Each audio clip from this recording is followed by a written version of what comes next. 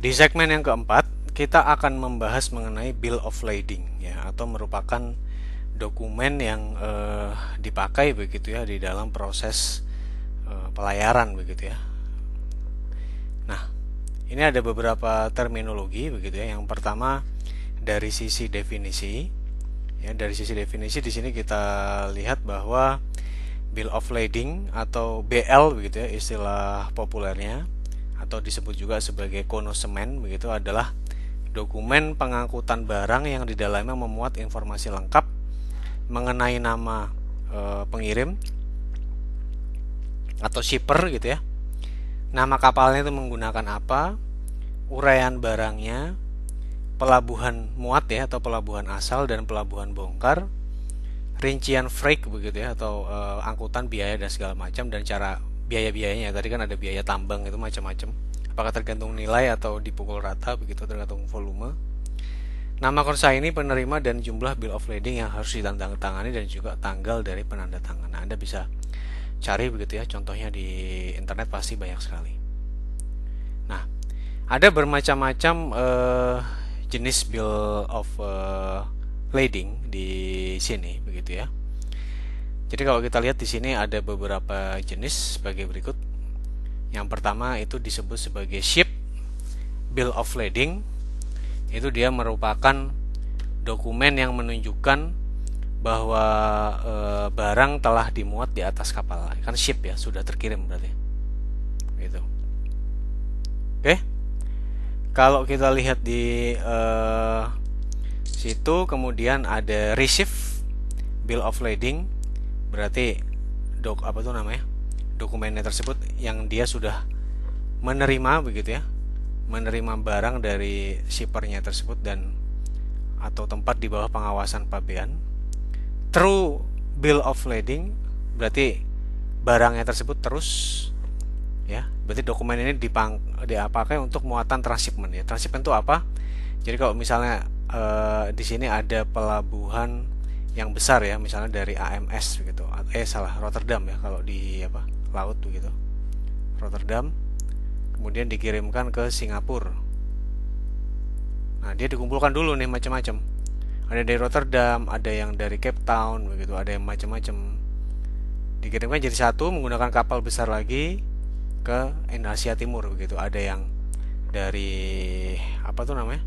Di sini kemudian bermacam-macam, ada yang ke Tokyo begitu ya, ada yang ke Shanghai dan lain sebagainya. Itu definisinya transshipment ya, artinya dia dikirimkan dengan cara seperti itu.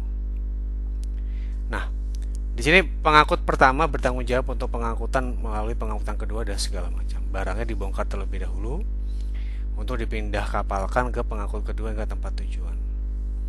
Ada kemudian yang disebut sebagai Combined Transport Bill of Lading. Ini adalah dokumen perjalanan barang yang meliputi pengangkutan barang dengan menggunakan lebih dari satu jenis alat transportasi. Jadi misalnya menggunakan kapal, setelah itu menggunakan kereta dan lain sebagainya. Dalam dokumen ini disebutkan berbagai operator transportasi yang akan mengambil barang di tempat pengapalan dan membawanya ke tempat tujuan. Ada groupage bill of lading.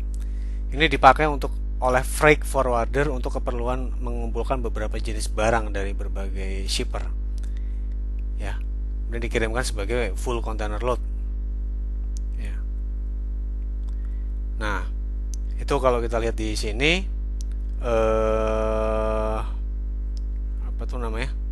Di situ kalau kita lihat ya, di situ kalau kita lihat pemilik kapal itu mengeluarkan groupage bill of lading kepada forwarder, di mana kemudian forwarder akan menerbitkan house bill of lading pada shipper. Anda bisa pelajari lebih lanjut ya. Nah, apa manfaat atau tujuan begitu ya dari bill of lading? Itu yang pertama adalah sebagai tanda terima barang atau dokumen of receipt untuk menyatakan bahwa barang telah dimuat di atas kapal sebagai bukti begitu ya. Nah, yang berikutnya adalah sebagai dokumen kepemilikan ya, atau dokumen of title, di mana pemegang dokumen ini dapat mengambil barang di pelabuhan pembongkaran. Jadi itu tadi saya sampaikan sebagai bukti kalau Anda sudah menerima bill of lading, artinya ya secara sah Anda pemilik barang tersebut. Ini bisa juga kemudian sebagai kontrak pengangkutan atau kontrak of carriage. Nah, dokumen ini menyatakan adanya perjanjian antara pemilik barang dengan pengangkut, yang mana di dalamnya menjelaskan bahwa barang akan dimuat ke atas kapal dan dibawa ke tempat tujuan. Ya. Jadi kalau kita lihat ini merupakan perjanjian begitu ya. Jadi dengan adanya bill of lading tersebut, kita misalnya Anda sebagai pengangkut begitu ya, sebagai transporter, Anda terikat begitu, Anda harus membawa dokumen tersebut dan sampai ke tempat tujuan. Nah, pergerakan bill of lading tersebut ada bermacam-macam. Yang pertama yang disebut sebagai match receipt ya. Jadi setelah barang dimuat ke atas kapal, shipper akan menerima pernyataan atau pengirim berarti ya, tertulis berupa match receipt dari kapal. Artinya apa? Ini barangnya sudah dimuat ya. Dan kemudian di agen pelayaran ya atau shipping linernya tersebut, itu Anda bisa menukarkannya dengan bill of lading. Jadi shippernya akan mendapatkan bill of ladingnya tersebut. Nah, kemudian shippernya membuat shipping note yang mana format dan isinya itu sama dengan match receipt ya. Nah, kemudian shipping note-nya itu akan di apa tuh namanya? Serahkan begitu ya kepada agen perkapalan untuk dipakai sebagai draft pembuatan bill of lading dan juga match receipt. Nah, kalau semua urusannya tersebut sudah beres begitu ya, maka bea cukai, agen perkapalan dan segala macam akan menukarkan shipping note dengan ship bill of lading yang tanda tangannya atas nama kapal sebagai pengangkutnya itu setelah barang dimuat ya. Nah, ini kemudian ada berbagai terminologi, saya mungkin tidak menjelaskan secara detail gitu karena menjadi kewajiban Anda untuk mempelajari dan mencari informasi yang lebih lanjut. Yang pertama yang terkait dengan pelaksanaan jual dan beli begitu ya. Nah, ini dalam pelaksanaan jual dan beli ini eksportir atau shipper akan menyiapkan dua jenis dokumen begitu ya, yaitu dokumen utama dan juga dokumen tambahan. Nah, dokumen utamanya itu ada bill of lading begitu ya, kemudian marine insurance policy dan juga commercial invoice. Sedangkan dokumen tambahannya ada yang disebut sebagai berapa sebetulnya jumlahnya, dari mana atau COO, dan kira-kira kebersihan apa itu namanya, sanitasi dan sebagainya seperti apa. Nah, jika dokumen utama dan tambahan sudah berada di tangan shipper, maka langkah transaksi jual belinya, pertama dokumen dikirim langsung kepada pembeli begitu ya. Itu kalau terjadi perjanjian pembayaran tunai antara penjual dengan pembeli ya. Nah, kemudian atau dalam kondisi yang lain begitu ya, walaupun tidak ada perjanjian pembayaran tunai, tapi memang barang tersebut ditujukan atau dikirim pada perwakilan atau agen shipper.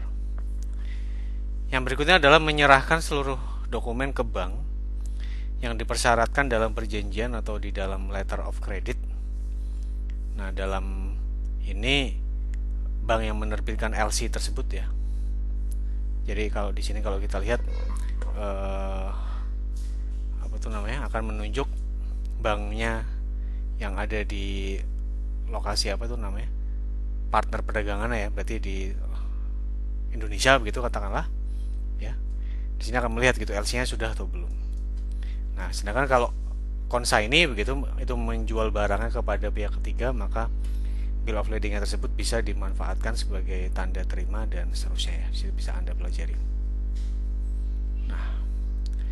Nah, kalau di sini ini ada pergerakan bill of lading begitu. Jadi kalau penyerahan barang di pelabuhan bongkar begitu. Nah, ini disampaikan tadi ya, kalau di bill of lading itu kan nama-nama apa, informasi yang penting itu adalah shippernya siapa, consignee begitu ya, kemudian siapa yang perlu dinotif. Nah, ini adalah contoh begitu ya. Di sini kalau kita lihat ini ada beberapa hal begitu yang mana nanti ini akan kita diskusikan nanti pada saat apa di kelas.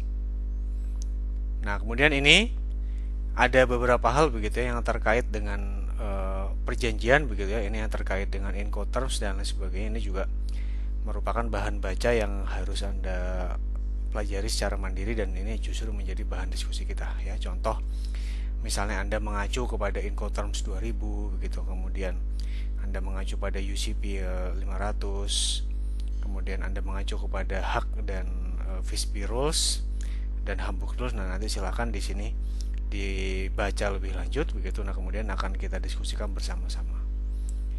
Nah, yang terakhir begitu, kita membahas masalah cargo manifest.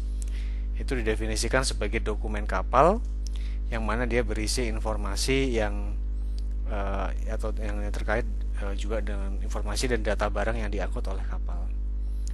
Nah, manifest ini terdiri dari seluruh bill of lading dari barang yang diangkut. Nah, kalau bill of lading kan per barang. Nah, kalau ini kita bicara manifest, itu adalah untuk seluruh kapal.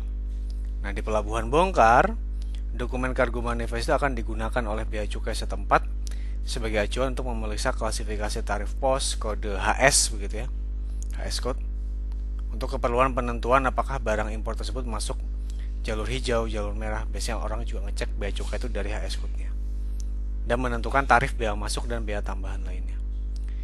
Nah, pemerintah Indonesia sekarang dalam tahapan mencoba pelaporan inward cargo manifest. Sepertinya sudah ini ya, karena ini bahannya dibuat sudah cukup lama. Baik, saya rasa itu untuk kuliah minggu ke-11 ini. Ingat begitu ya, bahwa Anda harus mempelajari beberapa term begitu ya terkait dengan perdagangan ini. Silakan dibaca dari sini sampai ke beberapa rules dalam perdagangan internasional itu. Saya akhiri, assalamualaikum warahmatullahi wabarakatuh. Selamat pagi, selamat siang, atau selamat sore.